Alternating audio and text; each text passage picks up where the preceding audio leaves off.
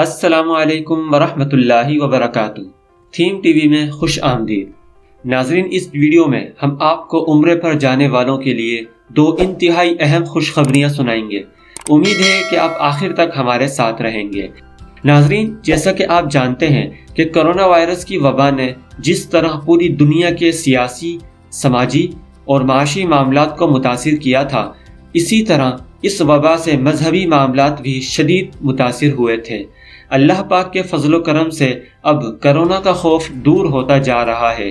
یہی وجہ ہے کہ اب دنیا بھر میں کرونا کی پابندیوں میں نرمی کی جا رہی ہے۔ آپ کو معلوم ہے کہ کرونا کی وبا پھیلتے ہی شہر مکہ کے دیگر متبرک مقامات کی طرح خانہ کعبہ کے ارد گرد بھی دیواریں اور رکاوٹیں لگا دی گئی تھیں، جس سے حج پر جانے والے اور عمرے پر جانے والے زائرین شدید افسردہ تھے اور خانہ کعبہ کے قریب جانے، حتیم میں نماز پڑھنے اور براہ راست حجر اسود کو بوسہ دینے سے محروم تھے۔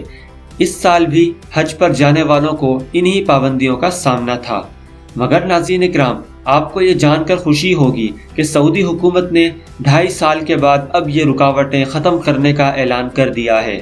جی ہاں، بالکل، مسلمانوں کے لیے ایک بہت بڑی خوشخبری مکہ مکرمہ سے آئی ہے، جس میں بیت اللہ کی زیارت کا شرف حاصل کرنے والے افراد اب حجر اسود کا بوسہ دے سکیں گے، بیت اللہ شریف کا طواف قریب سے کر سکیں گے اور حتیم میں نماز بھی پڑھ سکیں گے۔ حرمین شریفین انتظامیہ کے سربراہ شیخ ڈاکٹر عبد الرحمن السدیس نے کہا ہے کہ ایوان شاہی نے بیت اللہ کے اطراف سے رکاوٹیں ہٹانے کی منظوری دی۔ اب زائرین حجر اسود کو بوسہ بھی دے سکیں گے اور حتیم میں نوافل بھی ادا کر سکیں گے۔ اس کے علاوہ ناظرین، دوسری خوشخبری یہ ہے کہ عمرے پر جانے والے حضرات اب نفل طواف بھی مطاف کے اندر سے ہی کر سکیں گے، اور وہ بھی بغیر احرام کے۔ اس سے پہلے سعودی حکومت کی جانب سے یہ قید لگائی گئی تھی کہ مطاف کے اندر صرف حالت احرام میں طواف عمرہ کرنے کی اجازت تھی۔ نفل طواف کے لیے مطاف کے اندر جانے نہیں دیا جاتا تھا، مگر اللہ کے کرم سے اب یہ پابندی بھی ختم کر دی گئی ہے۔ ناظرین، ہماری دعا ہے اور آپ بھی یہی دعا کریں کہ اللہ رب العزت حرم مکہ کی ان رونقوں کو بحال رکھے، آمین۔ اگلی ویڈیو میں کسی نئے موضوع کے ساتھ حاضر ہوں گے۔